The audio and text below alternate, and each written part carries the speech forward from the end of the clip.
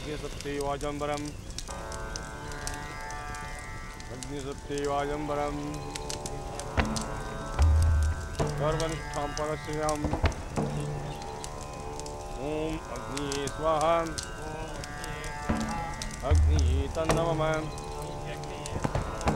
इंद्र स्वाहा इंद्र तन्नमः वरुण स्वाहा वरुण तन्नमः अग्निसप्ति ददादीशम् ओम शुक्लं भरधरं विष्णुं शशिवर्णं चतुर्भुजं प्रसन्नवदनं ध्यायेत् सर्वविघ्नोपशान्तये कर्मण्येवाधिकारस्ते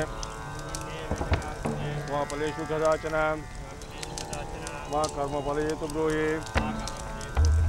मा ते कर्मण्ये नमोस्तुते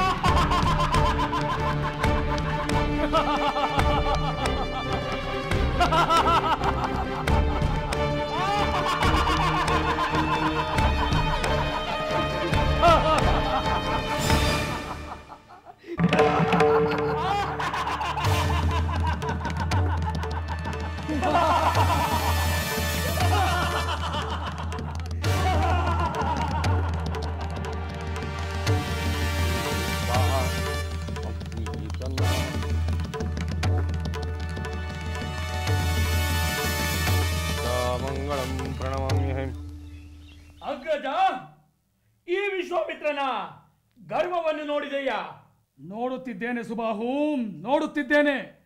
ನಮ್ಮ ಆಗಮನದಿಂದ ವಿಶ್ವಾಮಿತ್ರನು ಆತಂಕಗೊಂಡಿದ್ದರೂ ಅದನ್ನು ತೋರ್ಪಡಿಸಿಕೊಳ್ಳದೆ ನಾಟಕವಾಡುತ್ತಿದ್ದಾನೆ. ಮಾರೀಚ, ಈ ವಿಶ್ವಾಮಿತ್ರನ್ಗೆ ತಾನು ರಾಜಶ್ರೀ ಬ್ರಹ್ಮಶ್ರೀ ಎಂಬ ಅಹಂಕಾರ, ಅದಕ್ಕೆ ನಮ್ಮನ್ನ ನಿರ್ಲಕ್ಷ್ಯದ ನಾಟಕ ಆಡುತ್ತಿರುವುದು. ಸುಬಾಹು, ಈ ನಾಟಕವನ್ನು ಕೊನೆಗಾಣಿಸಬೇಕು. ಇವನ ಅಹಂಕಾರವನ್ನು ಮಟ್ಟ ಹಾಕಬೇಕು ಅಂದರೆ ಈ ಯಜ್ಞಕ್ಕೆ ವಿಘ್ನ ಮಾಡಬೇಕು. ಸುಬಾಹು, ಇನ್ನೇಕೆ ತಡ?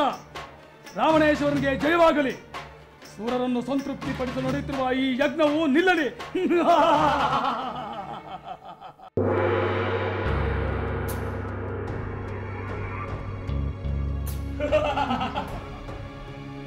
इंद्र ही स्वाहा इंद्र ही तन्नमः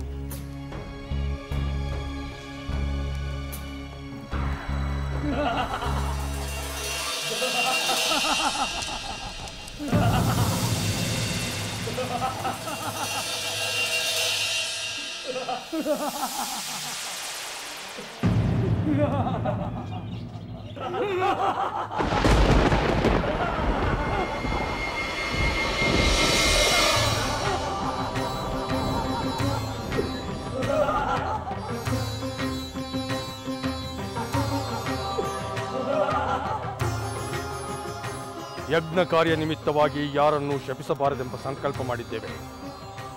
ಈ ನೀಚರ ದಮನಕ್ಕೆ ಯಾರನ್ನು ಕರೆತರಬೇಕು ಅವರನ್ನು ಕರೆತರು.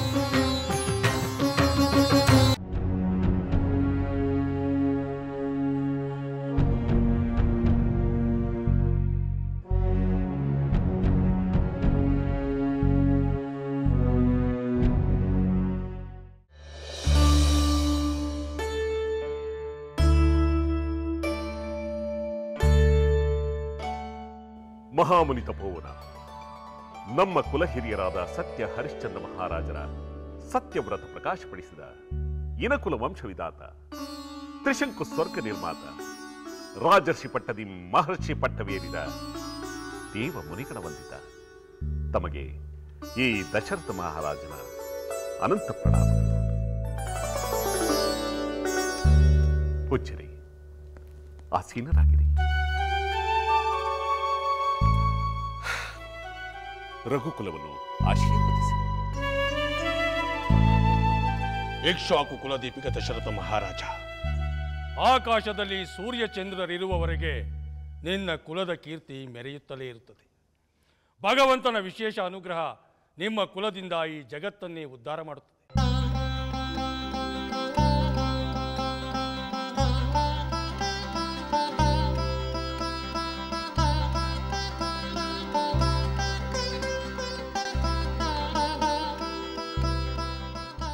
ಮಹಾಭಾಗ್ಯ ಮುನೀಂದ್ರ, ಮಹಾಭಾಗ್ಯ. ತಮ್ಮ ಪಾದಸ್ಪರ್ಶದಿಂದ ಈ ಅಯೋಧ್ಯೆಯೇ ಪುನೀತವಾಯಿತು. ತಮ್ಮ ಸೇವೆಗಾಗಿ ಸಮಸ್ತ ರಾಜಪರಿವಾರವೇ ಸಂತೋಷದಿಂದ ಸಿದ್ಧವಾಗಿದೆ. ತಮ್ಮ ಅಪೇಕ್ಷೆ ಏನೆಂದು ಅಪ್ಪಣೆ ಮಾಡಿದರೆ ನೆರವೇರಿಸಿ ಕೃತಾರ್ಥರಾಗುತ್ತೇವೆ. ಬಹಳ ಸಂತೋಷ ಮಹಾರಾಜ. ಲೋಕ ಕಲ್ಯಾಣಾರ್ಥವಾಗಿ ನಾವು ನಮ್ಮ ಆಶ್ರಮದಲ್ಲಿ ಯಾಗವೊಂದನ್ನು ನಡೆಸಲು ಇಚ್ಛಿಸಿದ್ದೇವೆ. ಯಾಗವು ಸರಾಗವಾಗಿ ನಡೆಯಲು ತಮ್ಮಿಂದ ಸಹಾಯವನ್ನು ಅಪೇಕ್ಷಿಸಿ ನಾವು ಇಲ್ಲಿಗೆ ಆಗಮಿಸಿದ್ದೇವೆ. ಧನ್ಯನಾದಿ ಮಹರ್ಷಿಗಳೇ, ಧನ್ಯನಾದಿ.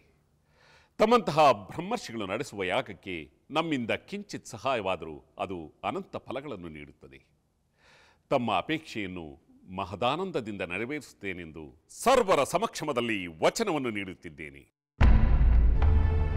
ಮಹಾರಾಜ, ಈಗ ತಾನೇ ನೀನೇ ಹೇಳಿದ ಹಾಗೆ ಕೊಟ್ಟ ಮಾತಿಗೆ ತಪ್ಪದ ನಿನ್ನ ವಂಶದ ಹಿರಿಯ ಹರಿಶ್ಚಂದ್ರ ಮಹಾರಾಜನಾಳಿದ ರಾಜ್ಯವನ್ನೇ ನೀನು ಆಳುತ್ತಿರುವೆ. ಸರ್ವರ ಸಮಕ್ಷಮದಲ್ಲಿ ವಚನವನ್ನಿತ್ತಿದ್ದೀಯೇ. ವಚನ ಭ್ರಷ್ಟನಾಗಬಾರದು. ಎಂದಿಗೂ ಇಲ್ಲ ಮುನೀಂದ್ರ, ಎಂದಿಗೂ ಇಲ್ಲ. ನಾವು ಕೊಟ್ಟ ಮಾತನ್ನು ಮೀರುವುದಿಲ್ಲ. ಏನು ಕೇಳಿದರೂ ಇಲ್ಲ ಎನ್ನುವ ಮಾತೇ ಇಲ್ಲ. ನೀವು ನಡೆಸುವ ಯಾಗಕ್ಕೆ ಕೇಳಿದ ವಸ್ತುಗಳನ್ನೆಲ್ಲವೂ ನಾವು ಒದಗಿಸುತ್ತೇವೆ. ಸಹಸ್ರಾರು ಗೋವುಗಳನ್ನಾಗಲಿ, ರಾಜಭಂಡಾರದಲ್ಲಿರುವ ಲೆಕ್ಕವಿಲ್ಲದಷ್ಟು ಧನವನ್ನಾಗಲಿ, ದಾನ ಧರ್ಮಾದಿಗಳಿಗೆ ಬೇಕಾಗುವ ಚಿನ್ನ ಬೆಳ್ಳಿ ಮುಂತಾದ ದ್ರವ್ಯಗಳಾಗಲಿ, ಭೋಜನಾದಿಗಳಿಗೆ ಬೇಕಾಗುವ ಸಹಸ್ರಾರು ಬಂಡಿ ದವಸ ಧಾನ್ಯಗಳಾಗಲಿ, ಯಜ್ಞ ಯಾಗಾದಿಗಳಿಗೆ ಬೇಕಾಗುವ ತುಪ್ಪ, ಆಜ್ಯ, ದದಿ, ಕ್ಷೀರ ಮುಂತಾದ ಯಜ್ಞ ಪದಾರ್ಥಗಳಾಗಲಿ ಎಷ್ಟು ಬೇಕಾದರೂ ನಾವು ಕೊಡುತ್ತೇವೆ. ಮಹಾರಾಜ, ನೀನು ಅರ್ಹಿದ ಧನಧಾನ್ಯ ದ್ರವ್ಯಗಳ ಅಪೇಕ್ಷೆ ಕಿಂಚಿತ್ತೂ ನನಗಿಲ್ಲ. ನಾನು ನೆರವೇರಿಸುತ್ತಿರುವ ಯಾಗಕ್ಕೆ ಮಾರೀಚ ಸುಭಾವು ಎಂಬ ರಾಕ್ಷಸರಿಬ್ಬರು ವಿಘ್ನವನ್ನುಂಟು ಮಾಡುತ್ತಿದ್ದಾರೆ. ಅವರಿಂದ ಯಾಗದ ರಕ್ಷಣೆಯಾಗಬೇಕು. ಅದರ ಸಲುವಾಗಿ ನಿನ್ನ ಪುತ್ರ ರಾಮಚಂದ್ರನನ್ನು ನನ್ನೊಂದಿಗೆ ಕಳುಹಿಸಿಕೊಡಬೇಕು. ಏನಂತೀರಿ ಪುಚ್ಚರಿ?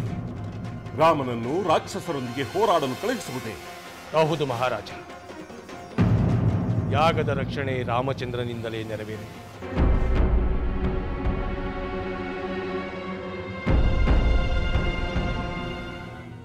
ಇಲ್ಲ ಇಲ್ಲ ಮುನೀಂದ್ರ, ಸಾಧ್ಯವಿಲ್ಲ. ಇದು ಸಾಧ್ಯವಿಲ್ಲ.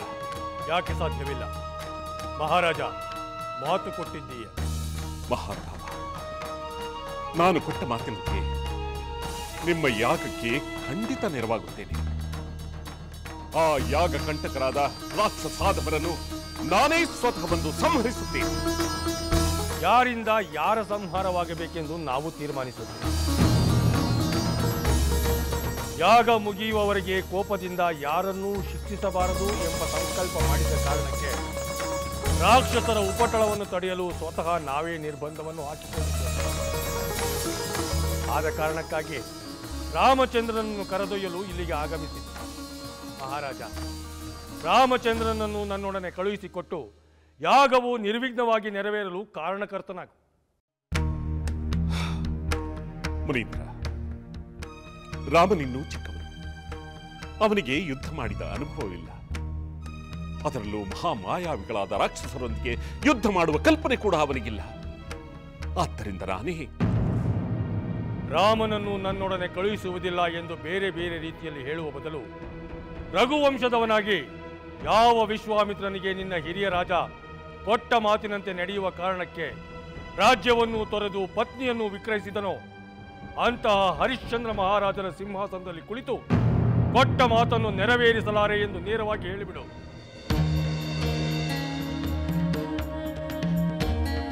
ದಶರಥ, ನಿನಗೆ ಸ್ವಲ್ಪ ಸಮಯಾವಕಾಶವನ್ನು ಕೊಡುತ್ತಿದ್ದೇನೆ. ಅಷ್ಟರಲ್ಲಿ ಒಂದು ತೀರ್ಮಾನಕ್ಕೆ ಬರುವುದು ಒಳ್ಳೆಯದು. ನಾನು ಸರಿಯೂ ನದಿ ದಂಡೆಯಲ್ಲಿ ಅರ್ಘ್ಯವನ್ನು ಬಿಟ್ಟು ಬರುತ್ತೇನೆ.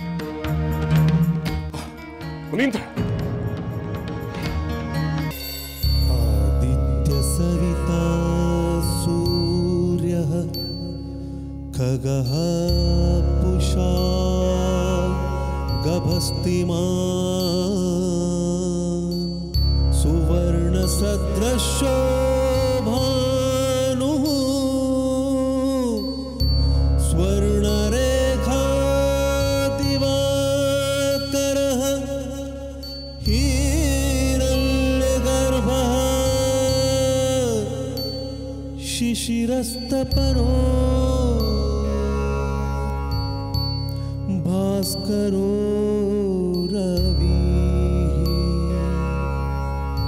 अग्निगर्भोदितेः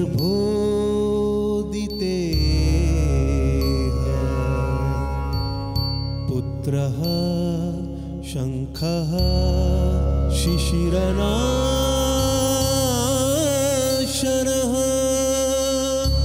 हरितश्वः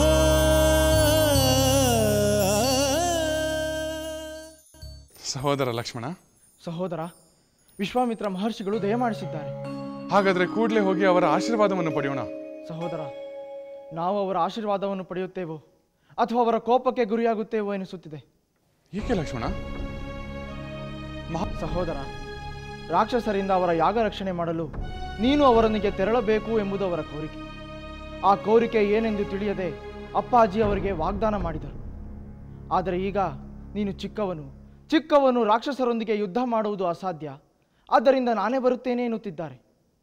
ಆದರೆ ವಿಶ್ವಾಮಿತ್ರರು ಅವರ ಮಾತನ್ನು ಒಪ್ಪುತ್ತಿಲ್ಲ. ಲಕ್ಷ್ಮಣ, ತಂದೆಯವರು ಕೊಟ್ಟ ಮಾತು ನೆರವೇರುವಂತೆ ಮಾಡಬೇಕಾದದ್ದು ಮಕ್ಕಳಾದ ನಮ್ಮ ಆದ್ಯ ಕರ್ತವ್ಯ.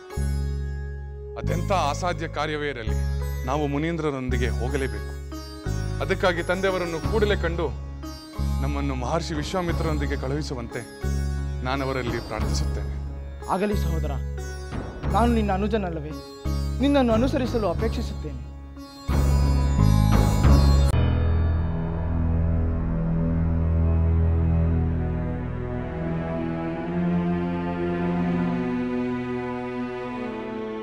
ಅಪ್ಪಾಜಿ,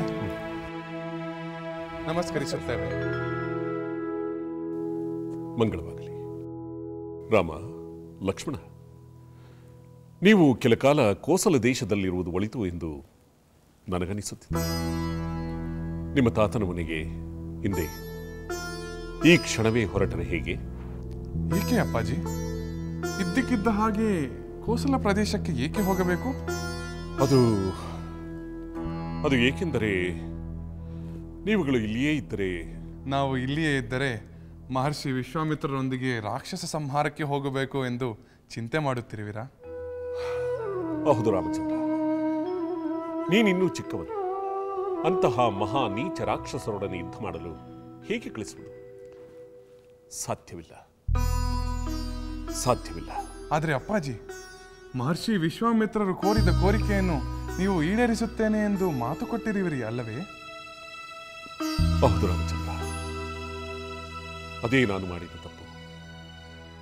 ಅವರ ಕೋರಿಕೆ ಏನೆಂದು ತಿಳಿದುಕೊಳ್ಳದೆ ಈಡೇರಿಸುತ್ತೇನೆ ಎಂದು ಭರವಸೆಯನ್ನು ಕೊಟ್ಟುಬಿಟ್ಟೆ.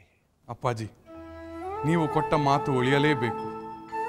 ರಘುವಂಶದ ರಾಜರೆಂದು ಕೊಟ್ಟ ಮಾತು ತಪ್ಪುವುದಿಲ್ಲ ಎಂಬ ಕೀರ್ತಿ ಉಳಿಯಲೇಬೇಕು. ನೀವು ಕೊಟ್ಟ ಮಾತು ನೆರವೇರಲಿ ಎಂದು ನಾನು ಸಂತೋಷದಿಂದ ಯಜ್ಞ ರಕ್ಷಣೆಗೆ ಹೋಗಲು ಸಿದ್ಧನಿದ್ದೇನೆ. ಅಪ್ಪಾಜಿ, ನಾನು ಕೂಡ ಸಹೋದರನೊಂದಿಗೆ ಹೋಗಲು ಇಚ್ಛಿಸುತ್ತೇನೆ. ಬೇಡಿ ಮಕ್ಕಳೇ, ಬೇಡಿ. ಹಲವಾರು ವರ್ಷಗಳ ಕಾಲ ಮಕ್ಕಳಿಲ್ಲದೆ ಪರಿತಪಿಸಿ ಸಂಕಟಪಟ್ಟು ಕೊರಗಿ ಯಜ್ಞ ಯಾಗಾದಿಗಳನ್ನು ಮಾಡಿ ಪಡೆದ ವರಪುತ್ರರು ನೀವುಗಳು. ನಿಮ್ಮನ್ನು ಅಂತಹ ಅಪಾಯಕಾರಿ ಕಾರ್ಯಕ್ಕೆ ನಾನು ಕಳುಹಿಸಲು ಸಾಧ್ಯವಿಲ್ಲ. ರಾಮಚಂದ್ರ, ನೀನು ನನ್ನ ಹಿರಿಯ ಪುತ್ರ, ಈ ರಾಜ್ಯದ ಮುಂದಿನ ಉತ್ತರಾಧಿಕಾರಿ, ನಮ್ಮ ವಂಶವನ್ನು ಬೆಳಗಬೇಕಾದವನು.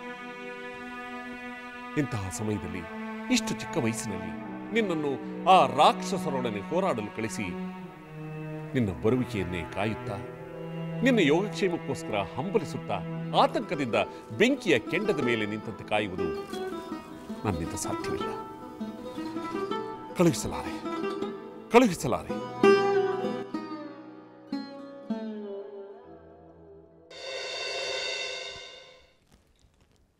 ಬ್ರಹ್ಮರ್ಷಿ ವಸಿಷ್ಠರಿಗೆ ಪ್ರಣಾಮಗಳು. ರಾಮ, ಲಕ್ಷ್ಮಣ, ದೀರ್ಘಾಯುಷ್ಮಾನ್ ಭವ. ಪೂರ್ಣಚಂದ್ರನಂತೆ ಕಂಗೊಳಿಸಬೇಕಾದ ನಿಮ್ಮ ಮುಖಾರವಿಂದವು ಚಿಂತೆಯಿಂದ ಕೂಡಿದೆ. ಮಹರ್ಷಿಗಳೇ, ಮಹಾತಪಸ್ವಿಗಳಾದ ವಿಶ್ವಾಮಿತ್ರ ಮುನಿಗಳು ನಮ್ಮ ಅರಮನೆಗೆ ಆಗಮಿಸಿ ನನ್ನನ್ನು ಯಜ್ಞ ರಕ್ಷಣೆಗೆ ಕರೆದೊಯ್ಯಲು ಅಪೇಕ್ಷೆ ಪಟ್ಟಿದ್ದಾರಂತೆ. ಆದರೆ ನಾನು ಚಿಕ್ಕವನೆಂದು ತಂದೆಯವರು ನನ್ನನ್ನು ಕಳುಹಿಸಲು ಇಷ್ಟವಿಲ್ಲವಂತೆ. ಆದರೆ ತಂದೆಯವರ ಮಾತನ್ನು ನಾನು ಪರಿಪಾಲಿಸಬೇಕು, ಯಜ್ಞ ರಕ್ಷಣೆಯೂ ಆಗಬೇಕು. ಅದೇ ನನ್ನ ಆಸೆ. ಅದಕ್ಕೆ ನಾನು ಮುನಿಗಳೊಂದಿಗೆ ಹೋಗಲು ಸಿದ್ಧನಿದ್ದೇನೆ. ಗುರುಗಳೇ, ನಾನೂ ಹೋಗಲು ಸಿದ್ಧನಿದ್ದೇನೆ. ರಾಮಚಂದ್ರ, ಮುಂದೆ ಪಿತೃವಾಕ್ಯ ಪರಿಪಾಲಕನೆಂದು ಪ್ರಖ್ಯಾತ ಹೊಂದುವ ನಿನ್ನಿಂದ ಪಿತೃವೇ ಕೊಟ್ಟ ವಾಕ್ಯವನ್ನು ಪರಿಪಾಲಿಸಲು ಇಚ್ಛಿಸುತ್ತಿರುವುದು ನನಗೆ ಆನಂದವನ್ನು ನೀಡಿದೆ. ನಾನು ನಿನ್ನ ತಂದೆಯೊಡನೆ ಮಾತನಾಡುತ್ತೇನೆ, ನಿನ್ನ ಇಚ್ಛೆ ಪೂರೈಸುವಂತೆ ಮಾಡುತ್ತೇನೆ. ಧನ್ಯೋಸ್ಮಿ, ಧನ್ಯೋಸ್ಮಿ. ವಿಜಯೀ ಭವ.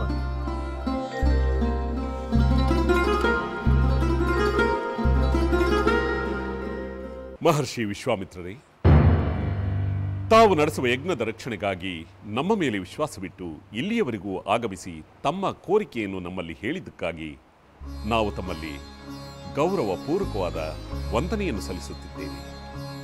ನಮ್ಮ ಅಪೇಕ್ಷೆಯನ್ನು ನೆರವೇರಿಸುವ ಮನಸ್ಸು ಮಾಡಿರುವ ಹಾಗಿದೆ. ಮಹರ್ಷಿಗಳೇ, ನೀವು ನಡೆಸುವ ಯಜ್ಞಕ್ಕೆ ಇರುವ ರಾಕ್ಷಸ ಬಾಧೆ ತಪ್ಪಬೇಕು. ಆ ಯಜ್ಞ ನಿರ್ವಿಘ್ನವಾಗಿ ನಡೆಯಬೇಕು. ಆ ಕಾರ್ಯ ನಮ್ಮಿಂದ ತಪ್ಪದೇ ಆಗಬೇಕು. ತಾವು ಇಲ್ಲಿಗೆ ಬಂದದ್ದು ವ್ಯರ್ಥವಾಗಬಾರದು ಎನ್ನುವುದು ನಮ್ಮ ಅಭಿಮತ. ಹಾಗಾದರೆ ಯಜ್ಞದ ರಕ್ಷಣೆಗೆ ರಾಮನನ್ನು ನನ್ನೊಡನೆ ಕಳಿಸುವೆಯಾ?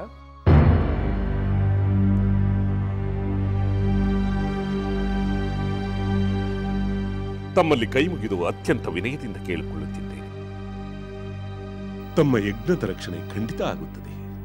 ಆದರೆ ಮಹರ್ಷಿಗಳೇ, ನನ್ನ ರಾಮ ಇನ್ನೂ 16 ವರ್ಷಗಳೂ ತುಂಬದ ಬಾಲಕ. ಅವನಿಗೆ ರಾಕ್ಷಸರೊಡನೆ ಹೋರಾಡುವ ಯೋಗ್ಯತೆ ಇದೆ ಎಂದು ನಾನು ಹೇಗೆ ನಂಬಲಿ? ಅಂದರೆ ರಾಮನನ್ನು ಕಳುಹಿಸುವುದಿಲ್ಲವೇ? ಮಹರ್ಷಿಗಳೇ, ರಾಮನನ್ನು ಕಳುಹಿಸಲಾಗದ ಮಾತ್ರಕ್ಕೆ ಯಜ್ಞದ ರಕ್ಷಣೆಯಾಗಲಾರದು ಎಂದು ಭಾವಿಸಬೇಡಿ. ನನ್ನಲ್ಲಿ ಒಂದು ಅಕ್ಷೋಹಿಣಿ ಸೈನ್ಯವಿದೆ. ಆ ಸೈನ್ಯದೊಡನೆ ನಾನೇ ಬಂದು ರಾಕ್ಷಸರೊಡನೆ ಯುದ್ಧ ಮಾಡುತ್ತೇನೆ. ನನ್ನ ಸೇನಾಧಿಪತಿಗಳು ಶೂರರು, ಅಸ್ತ್ರ ವಿಶಾರದರು, ರಾಕ್ಷಸರೊಡನೆ ಹೋರಾಡಲು ಸಮರ್ಥರೂ ಆಗಿದ್ದಾರೆ. ರಾಮನನ್ನು ಕಳುಹಿಸು ಎಂದು ವಿನಂತಿಸಿದರೆ ನೀನು ಸೇನೆಯನ್ನು ಕಳಿಸುವ ಬಗ್ಗೆ ಮಾತನಾಡುತ್ತಿರುವೆಯಲ್ಲ? ಮಹರ್ಷಿಗಳೇ, ನಾನು ಬರಿಯ ಸೈನ್ಯವನ್ನು ಮಾತ್ರ ಕಳುಹಿಸುತ್ತಿಲ್ಲ. ನಾನೇ ಧನುಷ್ಪಾಣಿಯಾಗಿ ಯಜ್ಞ ರಕ್ಷಣಾರ್ಥಿಯಾಗಿ ಬರುತ್ತಿದ್ದೇನೆ. ಸೈನ್ಯದ ಮುಂದಾಳಾಗಿ ನಿಂತು ಎಲ್ಲಿಯವರೆಗೂ ನನ್ನ ಪ್ರಾಣಪಕ್ಷಿ ಇರುತ್ತದೆಯೋ ಅಲ್ಲಿಯವರೆಗೂ ಯಜ್ಞಕ್ಕೆ ವಿಘ್ನ ಉಂಟು ಮಾಡುವ ರಾಕ್ಷಸರೊಡನೆ ಎಡೆಬಿಡದೆ ಹೋರಾಡುತ್ತೇನೆ. ಮುನಿಪುಂಗವರೇ, ನನ್ನಿಂದ ನಿಮ್ಮ ವ್ರತಾನುಷ್ಠಾನವಾಗುತ್ತದೆ. ಇದರಲ್ಲಿ ಯಾವ ಸಂಶಯವೂ ಬೇಡ. ಯಾಗದ ರಕ್ಷಣೆಯನ್ನು ನೀನು ಮಾಡುವುದರ ಕುರಿತು ಯೋಚಿಸಿದ್ದರೆ ಅದು ಸಂಶಯ ಮಾತ್ರ. ನಾನು ಯೋಚಿಸಿದ್ದು ರಾಮನ ಕುರಿತಾಗಿ. ರಾಮನ ಮೇಲೆ ನಿನಗೆ ಸಂಶಯವೇಕೆ ಮಹಾರಾಜ? ರಾಮನ ಸ್ವರೂಪವೇನೆಂಬುದು ನಮಗೆ ತಿಳಿದಿದೆ, ವಸಿಷ್ಠರಿಗೂ ತಿಳಿದಿದೆ. ವಸಿಷ್ಠರೊಡನೆ ಸಮಾಲೋಚಿಸು ಎಂದು ನಿನಗೆ ತಿಳಿಸಿದ್ದೆ. ಆದರೆ ನೀನು ಯಾರೊಡನೆಯೂ ಸಮಾಲೋಚಿಸದೆ ಕೇವಲ ನಿನ್ನ ನಿರ್ಧಾರವನ್ನು ತಿಳಿಸುತ್ತಿರುವ ಹಾಗಿದೆ. ಮಹರ್ಷಿಗಳೇ, ತಾವು ಹೇಳುತ್ತಿರುವ ಮಾತು ಸತ್ಯ. ನಾನು ವಸಿಷ್ಠರೊಂದಿಗಾಗಲಿ ನನ್ನ ಮಂತ್ರಿಗಳೊಂದಿಗಾಗಲಿ ಸಮಾಲೋಚನೆ ಮಾಡಿಲ್ಲ. ಆದರೆ ರಾಮನನ್ನು ಕಳಿಸಲು ಏಕೆ ಮಾತನಾಡುತ್ತಿಲ್ಲ ಎನ್ನುವುದಕ್ಕೆ ಕಾರಣವಿದೆ. ಕಾರಣ? ಯಾವ ಕಾರಣ ಮಹಾರಾಜ? ಮಹರ್ಷಿಗಳೇ, ರಾಮನ ವಿಷಯ ರಾಮನನ್ನು ನೋಡಿದ ಮಾತ್ರದಿಂದಲೇ ಅರಿವಾಗುತ್ತದೆ. ಅವನಿನ್ನೂ ಬಾಲಕ. ಎದುರಾಳಿಗಳ ಬಲವನ್ನು ತಿಳಿಯುವ ಚಾಕಚಕ್ಯತೆ ಅವನಿಗಿಲ್ಲ. ಅವನ ಧನುರ್ವಿದ್ಯಾಭ್ಯಾಸ ಇನ್ನೂ ಪೂರ್ಣವಾಗಿಲ್ಲ. ಮಹಾಸ್ತ್ರಗಳ ಉಪದೇಶ ತಿಳಿಯದೇ ಇರುವುದರಿಂದ ಅಸ್ತ್ರಗಳ ಬಲವೂ ಇರುವುದಿಲ್ಲ. ಆ ಕಾರಣದಿಂದ ಅವನು ರಾಕ್ಷಸರೊಡನೆ ಹೋರಾಡಲು ಅಸಮರ್ಥನಾಗಿದ್ದಾನೆ. ಏಕೆಂದರೆ ರಾಕ್ಷಸರು ಕಪಟ ಯುದ್ಧ ಪ್ರವೀಣರು. ಆದರೆ ನಮ್ಮ ರಾಮ ಕಪಟವನ್ನೇ ಅರಿಯದು. ರಾಮನಿಗೆ ಅಸ್ತ್ರಗಳ ಉಪದೇಶವಾಗಿಲ್ಲ ಎಂದು ನೀನು ಹೆದರುತ್ತಿರುವೆಯ? ಅದು ನನ್ನೊಡನೆ ರಾಮನಿರುವಾಗ. ಮಹರ್ಷಿಗಳೇ, ನೀವೇ ರಾಮನಿಗೆ ಅಸ್ತ್ರಗಳನ್ನು ಉಪದೇಶಿಸಿ ಸಂರಕ್ಷಿಸುವುದಾಗಿ ಹೇಳಿದರೂ ಕೂಡ ನಾನು ರಾಮನನ್ನು ಬಿಟ್ಟು ಕ್ಷಣ ಮಾತ್ರವೂ ಜೀವಿಸಲು ಇಚ್ಛಿಸುವುದಿಲ್ಲ. ಒಂದು ಕಾರಣಕ್ಕೆ ರಾಮನನ್ನು ಕರೆದೊಯ್ಯುವುದು ಯುಕ್ತವಲ್ಲ ಎಂದು ನನಗನಿಸುತ್ತದೆ. ಹಾಗೊಮ್ಮೆ ನೀವು ಕರೆದೊಯ್ಯುವುದೇ ಆದರೆ ಚತುರಂಗ ಬಲದೊಡನೆ ನಾನೂ ಬರುತ್ತೇನೆ. ರಾಮನನ್ನು ಕಂಡರೆ ಏಕೆಷ್ಟು ಮಮತೆ ಎಂದು ನೀವು ಕೇಳಬಹುದು. ಮಹರ್ಷಿಗಳೇ, ಅನೇಕ ವರ್ಷಗಳ ಕಾಲ ಮಕ್ಕಳಿಲ್ಲದೆ ವ್ರತಾನುಷ್ಠಾನ ಮಾಡಿ ಯಜ್ಞ ಯಾಗಾದಿಗಳನ್ನು ಮಾಡಿ ಅವನನ್ನು ಪಡೆದಿದ್ದೇನೆ. 4 ಮಕ್ಕಳಿರುವರಲ್ಲ, ಅದರಲ್ಲಿ ರಾಮನನ್ನು ಕಳಿಸಬಹುದಲ್ಲ ಎಂದು ನೀವು ಕೇಳಬಹುದು. 4 ಮಕ್ಕಳಲ್ಲಿ ರಾಮನೇ ನನಗೆ ಪ್ರಿಯವಾದವನು, ಏಕೆಂದರೆ ಅವನು ಜ್ಯೇಷ್ಠ ಪುತ್ರ, ಧರ್ಮರಕ್ಷಕ. ಮಹಾರಾಜ, ಇಷ್ಟೆಲ್ಲ ಹೇಳುವ ಬದಲು ನಿಮ್ಮ ಯಾಗದ ರಕ್ಷಣೆ ನನ್ನಿಂದ ಸಾಧ್ಯವಿಲ್ಲ ಎಂಬ ಮಾತನ್ನು ಹೇಳಬಹುದಿತ್ತಲ್ಲ. ಮಹರ್ಷಿಗಳೇ, ನನ್ನ ಮನದಾಳದ ಮಾತುಗಳನ್ನು ಹೇಳುತ್ತಿದ್ದೆ. ತಮ್ಮಂತಹ ಮಹಾತ್ಮರ ಮುಂದೆ ಮನಸ್ಸಿನಲ್ಲೊಂದು ಮಾತಿನಲ್ಲೊಂದು ಆಡಲು ಸಾಧ್ಯವಿಲ್ಲ. ರಾವಣನ ಎದುರಾಗಲಿ, ಅವನಿಂದ ಪ್ರೇರಿತರಾದ ಮಾರೀಚ ಸುಬಾಹುವಿನ ಎದುರಾಗಲಿ ನಾನು ಯುದ್ಧ ಮಾಡಲು ಅಶಕ್ತನಾಗಿದ್ದೇನೆ. ಬಹಳ ವರ್ಷಗಳ ನಂತರ ಪುತ್ರ ಸಂತಾನ ಪ್ರಾಪ್ತಿಯಾದ ನನಗೆ ನೀವೇ ಗುರುಗಳು, ಪರದೈವವೂ ಆಗಿರುವೆ. ಮಹಾತ್ಮರೇ, ಬಾಲರಾಮನ ಮೇಲೆ ಕರುಣೆ ಮಾಡಿ ಮಹಾನುಭಾವ. ದೇವದಾನವ ಕಿನ್ನರ ಕಿಂಪುರುಷರೇ ರಾವಣನ ಮುಂದೆ ಯುದ್ಧಕ್ಕೆ ನಿಲ್ಲಲು ಅಸಮರ್ಥರಾಗಿರುವಾಗ ಸಾಮಾನ್ಯ ಎಕ್ಕಶ್ಚಿತ್ ಮಾನವರು ಅಂತಹ ಮಹಾನ್ ರಾವಣನನ್ನು ಗೆಲ್ಲುವುದು ಸಾಧ್ಯವೇ? ನಾನೇ ಸ್ವಯಂ ಮಕ್ಕಳೊಂದಿಗೆ ಬಂದರು, ನನ್ನ ಸೈನ್ಯದೊಡನೆ ಬಂದರು, ನಾನು ಮಾರೀಚ ಸುಬಾಹುವನ್ನು ಗೆಲ್ಲುವುದು ಸಾಧ್ಯವಿಲ್ಲ. ಯಾರೊಡನೆ ಯಾವ ವಿಷಯವನ್ನು ಚರ್ಚಿಸುತ್ತಿದ್ದೇನೆ ಎಂಬ ಅರಿವಿದೆಯೇ ಮಹಾರಾಜ? ಖಂಡಿತ ಅರಿವಿದೆ ಮಹರ್ಷಿಗಳೇ. ನೀವು ಅಷ್ಟೊಂದು ಆಗ್ರಹ ಮಾಡುವುದಾದರೆ ನಾನು ಪ್ರಾಣವನ್ನು ತ್ಯಜಿಸಲು ಸಿದ್ಧನಾಗಿದ್ದೇನೆ. ಆದರೆ ಯುದ್ಧದ ಅನುಭವವೇ ಇಲ್ಲದ ರಾಮನನ್ನು ಮಾತ್ರ ನಾನು ಕಳಿಸಲಾರೆ. ಆ ಮಾರೀಚ ಸುಬಾಹುವನ್ನು ಎದುರಿಸಲು ನಾನೇ ಬರುತ್ತೇನೆ ಹೊರತು ರಾಮನನ್ನು. ಸಾಕು, ನಿಲ್ಲಿಸು ನಿನ್ನ ಅಸಂಬದ್ಧ ಪ್ರಲಾಪವನ್ನು. ನಾವು ಕೇಳಿದಾಗ ಯಾವ ಕಾರ್ಯವನ್ನಾದರೂ ನೆರವೇರಿಸಿಕೊಡುತ್ತೇನೆ ಎಂಬ ವಾಗ್ದಾನವನ್ನು ನೀಡಿ ಈಗ ಆ ಪ್ರತಿಜ್ಞೆಯನ್ನು ಪರಿತ್ಯಜಿಸಲು ಯೋಚಿಸುತ್ತಿರುವ ನಿನ್ನ ನಡೆ ನುಡಿ ರಘುವಂಶಕ್ಕೆ ಉಚಿತವಾದುದಲ್ಲ. ಈ ಮಹಾ ವಚನ ಭಂಗದಿಂದ ನೀನು ಮಹಾ ಕಳಂಕಕ್ಕೆ ಗುರಿಯಾಗುತ್ತೀಯ, ಮಹಾ ಅಪಯಶಸ್ಸಿಗೂ ಗುರಿಯಾಗುತ್ತೀಯ. ಸತ್ಯಸಂಧರ ವಂಶದಲ್ಲಿ ಸುಳ್ಳು ದೊರೆಯೊಬ್ಬ ಹುಟ್ಟಿದ ಎಂಬ ಅಪಖ್ಯಾತಿಗೂ ಗುರಿಯಾಗುತ್ತೀಯೆ.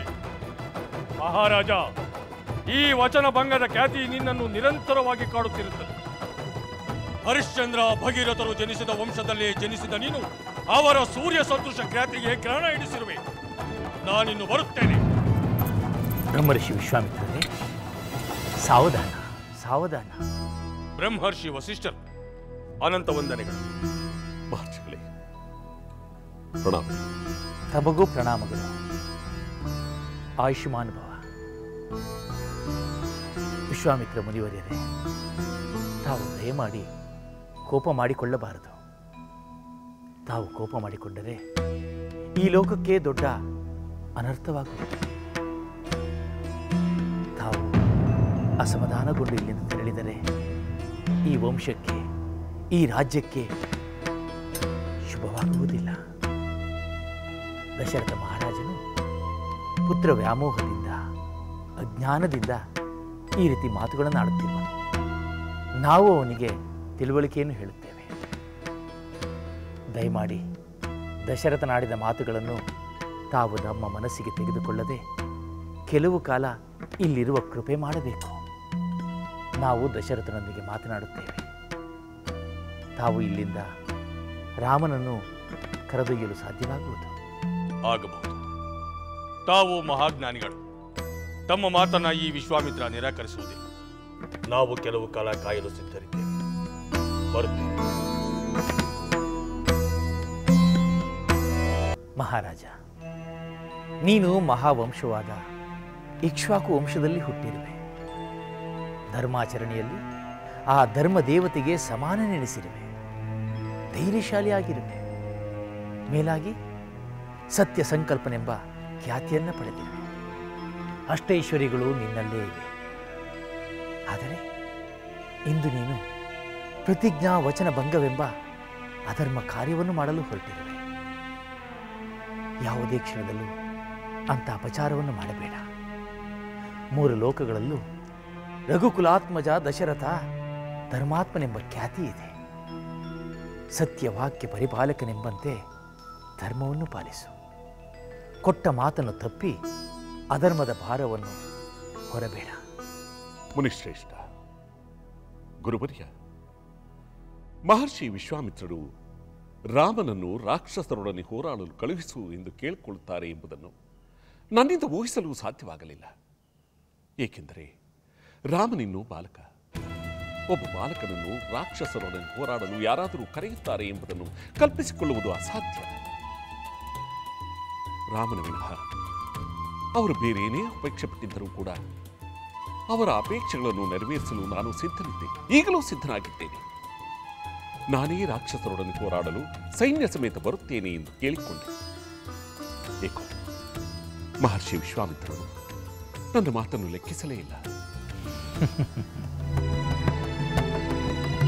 ಮಹಾರಾಜ, ಮಹರ್ಷಿ ವಿಶ್ವಾಮಿತ್ರರು ಇದನ್ನು ಕೇಳಿದ್ದರೆ ನಾನು ನೀಡುತ್ತಿದ್ದೆ, ಅವರು ಇಂತಹದನ್ನು ಅಪೇಕ್ಷೆ ಪಟ್ಟಿದ್ದರೆ ನಾನು ಅದನ್ನು ಅವರಿಗೆ ಸಮರ್ಪಿಸುತ್ತಿದ್ದೆ ಎಂದು ನೀನು ಹೇಳುವುದು ಅರ್ಥವಿಲ್ಲದ ಮಾತು. ತಾವು ಏನು ಕೇಳಿದರೂ ಅದನ್ನು ನಾನು ನೆರವೇರಿಸಿಕೊಡುತ್ತೇನೆ ಎಂದು ಮಹರ್ಷಿಗಳಿಗೆ ಪ್ರತಿಜ್ಞಾ ವಚನವನ್ನು ನೀಡಿರುವೆನು. ಪ್ರತಿಜ್ಞಾ ವಚನವನ್ನು ಪಾಲಿಸದೇ ಇರುವುದು ಅಶ್ವಮೇಧ ಯಾಗಗಳನ್ನು, ಕೆರೆಕಟ್ಟೆ ಬಾವಿಗಳನ್ನು ಕಟ್ಟಿಸಿದ ಫಲವನ್ನು ನಾಶ ಮಾಡುತ್ತದೆ.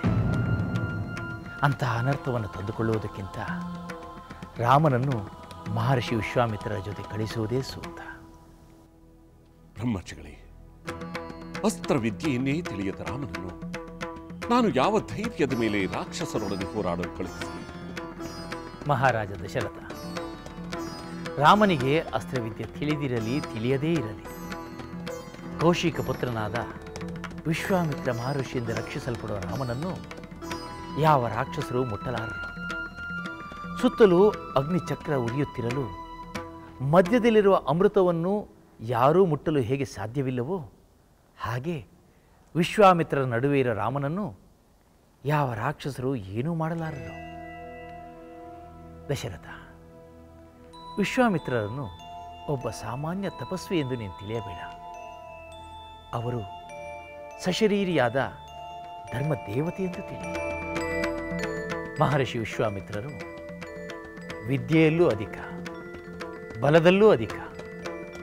ಅವರು ನಾನಾ ವಿಧವಾದ ಅಸ್ತ್ರಶಸ್ತ್ರಗಳನ್ನು ಬಲ್ಲವರು. ಮಹರ್ಷಿ ವಿಶ್ವಾಮಿತ್ರರ ಮಹಿಮೆಯನ್ನು ಬಹುಶಃ ನಾವು ತಿಳಿದಷ್ಟು ಬೇರೆ ಯಾರೂ ತಿಳಿದಿರಲ್ಲ. ಯಕ್ಷ ಕಿನ್ನರ ಕಿಂಪುರುಷ ಗಂಧರ್ವರು ಕೂಡ ತಿಳಿದಿಲ್ಲ.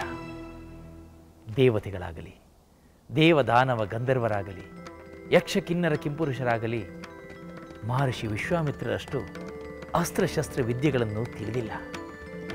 ಏಕೆಂದರೆ ಮಹರ್ಷಿ ವಿಶ್ವಾಮಿತ್ರನಿಗೆ ಸ್ವತಃ ಪರಮೇಶ್ವರನೇ ಅಸ್ತ್ರವಿದ್ಯೆಯನ್ನು ಅನುಗ್ರಹಿಸಿದ್ದಾನೆ.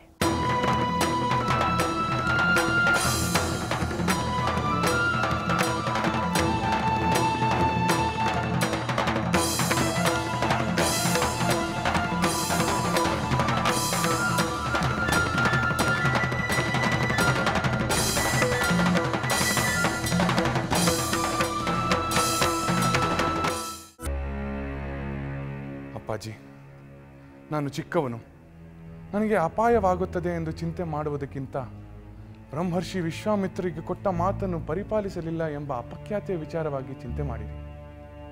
ಇದು ರಘುವಂಶರ ಕುಲಕ್ಕೆ ಕಳಂಕವನ್ನು ಉಂಟು ಮಾಡುವುದು ಅಲ್ಲವೇ? ರಾಮಚಂದ್ರ, ವಂಶದ ಕೀರ್ತಿಯನ್ನು ಉಳಿಸುವುದಕ್ಕೋಸ್ಕರ ಸದ್ಗುಣ ಸಂಪನ್ನನು, ನನ್ನ ಪ್ರೀತಿ ಪಾತ್ರನು, ನನ್ನ ಹಿರಿಯ ಮಗನೂ ಆದ ನಿನ್ನನ್ನು ಇಷ್ಟು ಚಿಕ್ಕ ವಯಸ್ಸಿಗೆ ಅಂತಹ ಭಯಂಕರ ರಾಕ್ಷಸರೊಡನೆ ಹೋರಾಡುವುದಕ್ಕೆ ಕಳಿಸುವುದೆಂದರೆ ನನಗೇಕೋ ಆತಂಕದ ವಿಷಯವೆನಿಸುತ್ತದೆ. ಅಪ್ಪಾಜಿ, ಬ್ರಹ್ಮರ್ಷಿ ವಿಶ್ವಾಮಿತ್ರರು ಮಹಾ ತಪಶಕ್ತಿ ಉಳ್ಳವರು. ಅದಕ್ಕೆ ಪೂರ್ವದಲ್ಲಿ ಚಕ್ರವರ್ತಿಯಾಗಿ ಮಹಾಪರಾಕ್ರಮವನ್ನು ಮೆರೆದವರು ಅವರು. ನಮ್ಮನ್ನು ಅವರ ಸಂಗಡ ಕರೆದುಕೊಂಡು ಹೋದರೆ ನಮಗೆ ಯಾವ ಚಿಂತೆಯನ್ನು ಬರುವುದಿಲ್ಲ.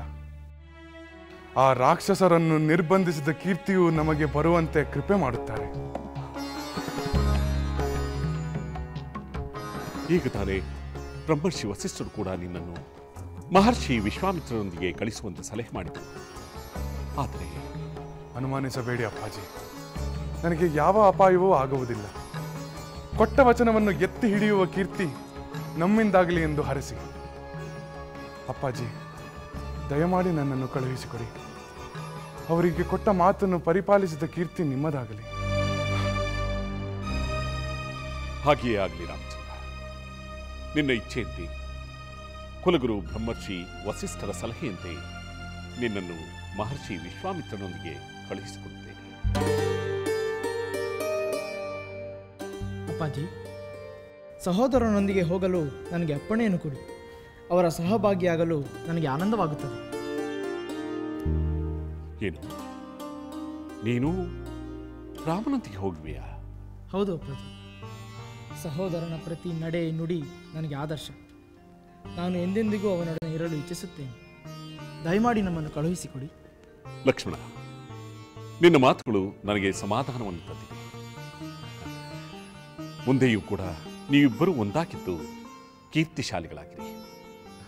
ಆಗಲಿ, ರಾಮನೊಂದಿಗೆ ನೀನು ಮಹರ್ಷಿಗಳಿಗೆ ಪ್ರಣಾಮಗಳು.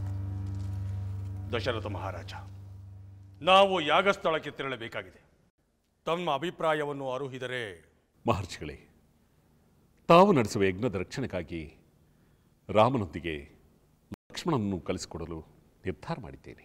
ಬಹಳ ಸಂತೋಷ. ಮುನೀಂದ್ರರಿಗೆ ನಮೋ ನಮಃ. ಆಯುಷ್ಮಾನ್ ಭವ. ಮಹಾತ್ಮರಾದ ತಾವು ಮಾಡುವ ಯಾಗಕ್ಕೆ ಕಿಂಚಿತ್ ಸೇವೆ ಮಾಡುವ ಅವಕಾಶವನ್ನು ಕರುಣಿಸಿದ್ದಕ್ಕೆ ನಾವು ನಿಮಗೆ ಕೃತಜ್ಞರಾಗಿದ್ದೇವೆ ಮುನಿವರ್ಯ. ಕೀರ್ತಿಶಾಲಿಗಳಾಗಿ. ರಾಮಚಂದ್ರ, ನೀನು ತಂದೆಯ ಮಾತನ್ನು ನೆರವೇರಿಸುವುದೇ ಅಲ್ಲದೆ ತಂದೆಯು ವಚನಭ್ರಷ್ಟನಾಗದಂತೆ ನಡೆದುಕೊಂಡ ಸದ್ಗುಣಿ ಎಂದು ಈಗ ಸಾಬೀತಾಗಿದೆ. ದಶರಥ ಮಹಾರಾಜ, ರಾಮ ಲಕ್ಷ್ಮಣರು ನಮ್ಮೊಡನೆ ಬಂದ ಮೇಲೆ ದುರ್ಜನರಿಗೆ ಅಶುಭಗಳು ಬೆನ್ನೇರುತ್ತವೆ. ಶುಭ ಕಾರ್ಯರು ಸಜ್ಜನರನ್ನು ಆಹ್ವಾನಿಸುತ್ತವೆ. ರಾಮ ಲಕ್ಷ್ಮಣ, ಮಾತೆಯರ ಆಶೀರ್ವಾದ ಪಡೆದು ನನ್ನೊಡನೆ ಹೊರಡಲು ಸಿದ್ಧರಾಗಿ. ಆಗಲಿ ಮುನಿ.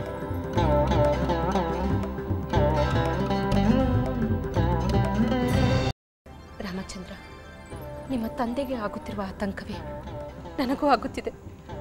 ಆ ರಾಕ್ಷಸರ ಸಂಹಾರಕ್ಕಾಗಿ ಕಳಿಸಲು ಕಷ್ಟ ಆಗುತ್ತಿದೆ. ಅಮ್ಮ, ನಮ್ಮ ಪರಾಕ್ರಮವನ್ನು ಪ್ರದರ್ಶಿಸಲು ವಿಶ್ವಾಮಿತ್ರರೇ ನಮಗೆ ಈ ಅವಕಾಶವನ್ನು ಒದಗಿಸಿಕೊಟ್ಟಿದ್ದಾರೆ. ನಮಗೆ ಯಾವ ಅಪಾಯವೂ ಆಗುವುದಿಲ್ಲ. ನಮಗೆ ಉಪಕಾರವೇ ಆಗುತ್ತದೆ. ರಾಮಚಂದ್ರ, ನೀನಿನ್ನೂ ಚಿಕ್ಕವನು, ಹಲವಾರು ಯುದ್ಧಗಳನ್ನು ಆಡಿಕೊಂಡವನಲ್ಲ. ಇನ್ನು ಲಕ್ಷ್ಮಣ ನಿನಗಿಂತ ಚಿಕ್ಕವನು. ನೀವಿಬ್ಬರು ಇಂಥ ಸಾಹಸ ಮಾಡಲೇಬೇಕಿತ್ತೆ. ಅಮ್ಮ, ಚಿಕ್ಕ ವಯಸ್ಸಿನಲ್ಲಿಯೇ ದೊಡ್ಡ ಸಾಹಸಗಳನ್ನು ಮಾಡಿದರೆ ಮಾತ್ರ ನಾವು ಕೀರ್ತಿಶಾಲಿಗಳಾಗುತ್ತೇವೆ. ನೀವು ಕೀರ್ತಿಶಾಲಿಗಳಾಗಿ ಬರುವುದು ಸಂತೋಷ ತರುವಂಥ ವಿಚಾರವೇ. ಆದರೂ ಮೊದಲ ಬಾರಿಗೆ ಆ ರಾಕ್ಷಸರ ವಿರುದ್ಧ ಯುದ್ಧ ಮಾಡುವುದು ನಮಗೆ ಯಾಕೋ ಆತಂಕ ಉಂಟಾಗುತ್ತಿದೆ. ಕೌಸಲ್ಯ, ಸುಮಿತ್ರ, ಈ ಆತಂಕಗಳಿಗೆಲ್ಲ ನಮ್ಮ ಕುಲಗುರುಗಳಾದ ವಸಿಷ್ಠ ಮಹಾಮುನಿಗಳಿಂದ ಸೂಕ್ತ ಸಮಾಧಾನ ತೋರಿಸಿದೆ. ಇನ್ನು ಈ ವಿಷಯಗಳ ಬಗ್ಗೆ ಆತಂಕ ಪಡುವುದರಲ್ಲಿ ಅರ್ಥವಿಲ್ಲ. ಹೌದಮ್ಮ, ಈಗಷ್ಟೇ ತಂದೆಯವರು ತಮ್ಮ ಆತಂಕವನ್ನು ಕಳೆದುಕೊಂಡು ನಮಗೆ ಆಶೀರ್ವದಿಸಿದ್ದಾರೆ. ಇದನ್ನು ತಾವು ಅನುಸರಿಸಿ ನಮಗೆ ಆಶೀರ್ವದಿಸಿ ನಮ್ಮನ್ನು ಕಳುಹಿಸಿಕೊಡಿ. ನಮಗೆ ಶುಭ ಉಂಟಾಗುತ್ತದೆ ಎಂದು ಮುನೀಂದ್ರರೇ ಹೇಳಿದ್ದಾರೆ. ಮಹರ್ಷಿಗಳು ಹೇಳಿದಂತೆ ಆಗಲಿ. ಹೋಗಿ ಬನ್ನಿ, ಜಯಶೀಲರಾಗಿ ಬನ್ನಿ. ಏನು ಸಹೋದರಿ, ಮಗನನ್ನು ದಿಗ್ವಿಜಯಕ್ಕೆ ಕಳುಹಿಸುತ್ತಿರುವಂತಿದೆ?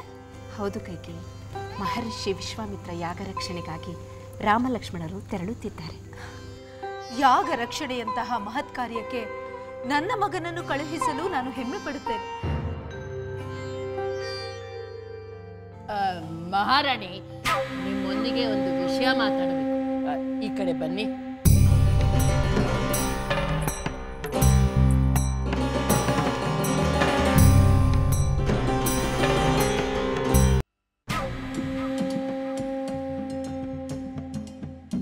ಮಂಥರೆ, ನನ್ನನ್ನು ಇಲ್ಲಿಗೇಕೆ ಕರೆತಂದೆ?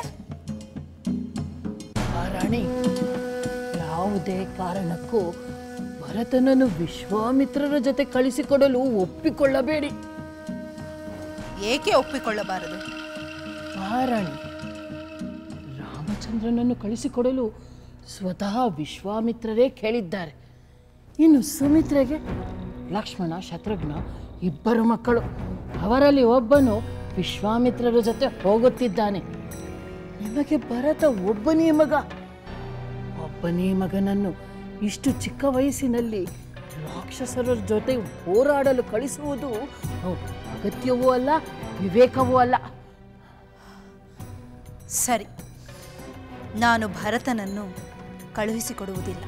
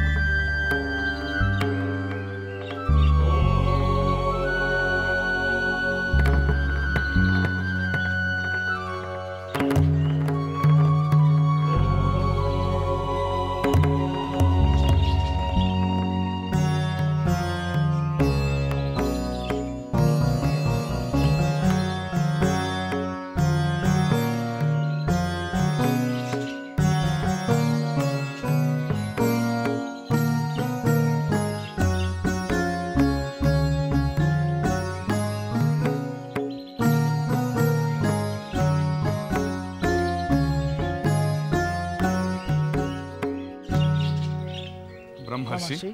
ನಮೋ ನಮಃ.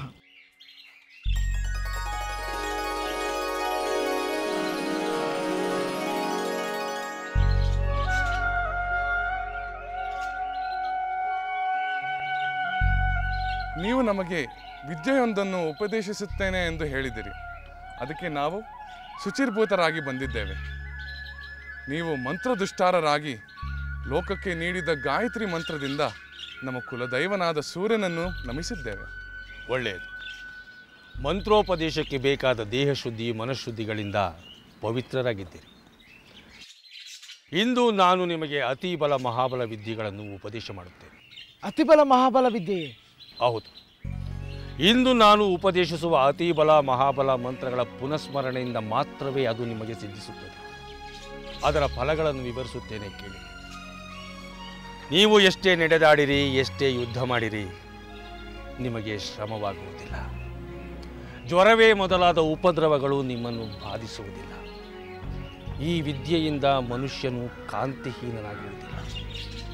ಮಲಗಿರಲಿ, ಅನ್ಯಮನಸ್ಕರಾಗಿರಲಿ, ರಾಕ್ಷಸರು ಅವರನ್ನು ಪರಾಭವಗೊಳಿಸುವುದು ಸಾಧ್ಯವಾಗುವುದಿಲ್ಲ. ಈ ವಿದ್ಯೆಯಿಂದ ಪಡೆದ ಬಾಹುಬಲ ಪ್ರಪಂಚದಲ್ಲಿ ಬೇರಾರಿಗೂ ಗೋಚರವಾಗುವುದಿಲ್ಲ. ರಾಮ, ನಾನು ನಿನಗೆ ಮಂತ್ರವನ್ನು ಉಪದೇಶಿಸುತ್ತೇನೆ. ಉತ್ತರಾಭಿಮುಖವಾಗಿ ಇಲ್ಲಿ ಕೂಡು. ನಾನು ಪೂರ್ವಾಭಿಮುಖವಾಗಿ ಇಲ್ಲಿಯೇ ಕೂಡುತ್ತೇನೆ. ಈಗ ನಾನು ನಿನಗೆ ರಹಸ್ಯ ಮಂತ್ರೋಪದೇಶಗಳನ್ನು ಉಪದೇಶಿಸುತ್ತೇನೆ. ನನ್ನಿಂದ ಉಪದೇಶ ಪಡೆದ ನಂತರ ನೀನು ಲಕ್ಷ್ಮಣನಿಗೆ ಉಪದೇಶಿಸು. ಆಗಲಿ ಗುರುಗಳೇ.